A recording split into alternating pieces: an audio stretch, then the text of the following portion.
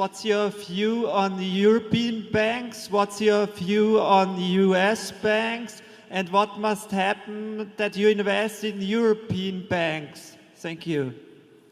Well, I have a decidedly different view on European banks and American banks.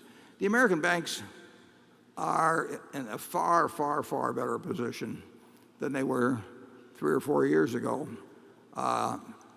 They've taken most of the abnormal losses that existed or that were going to manifest themselves in their portfolios from what's now 3.5 or 4 years ago. They've buttressed their capital in a very big way. They've got liquidity coming out their ears at the bigger banks. The American banking system is in fine shape.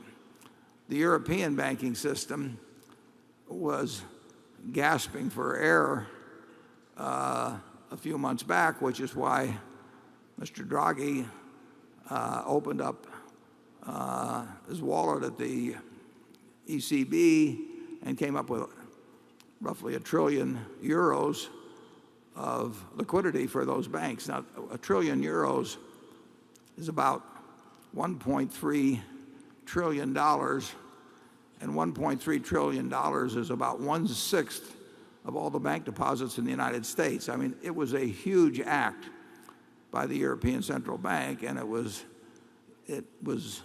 designed to replace funding that was running off from European banks. European banks had more wholesale funding than American banks on average. If you look at the Bank of America or Wells Fargo, they get an enormous amount of money from a natural customer base.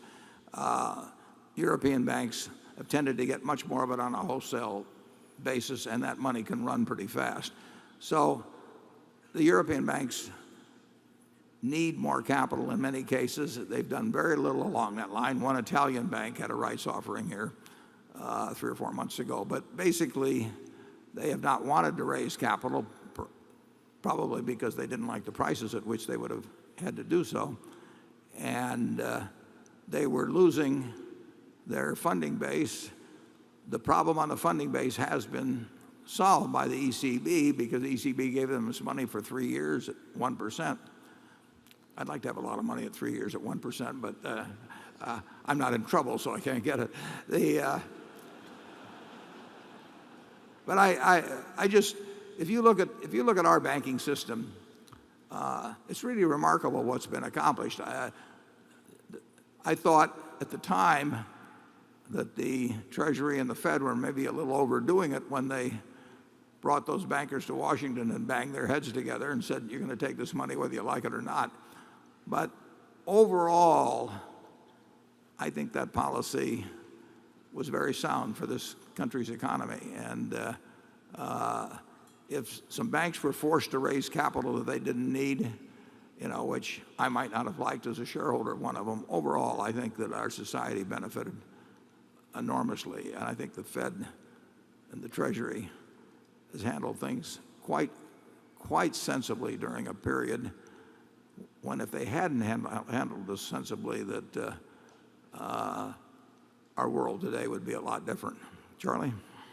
Yeah, Europe has a lot of problems. We don't. We've got this full federal union, and the country that runs the central bank can print its own money and pay off its own debt and so on. And in Europe, they don't have a full federal union, and that makes it very, very difficult to handle these stresses.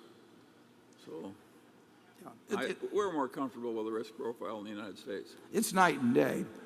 I mean, in the fall of 2008, when essentially Bernanke and Paulson and implicitly the President of the United States said, we'll do whatever it takes, you knew that they had the power and the will to do whatever it took.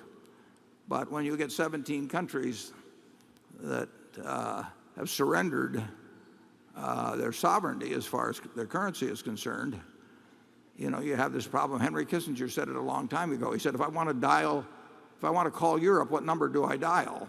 And when you have 17 countries, and just imagine if we'd had 17 states in 2008, and we had to have the governors of those states all go to Washington and agree on a course of action when money market funds there was a panic in there, the panic in commercial paper, you name it, we would have had a different outcome. So I would put European banks and American banks in two very different categories.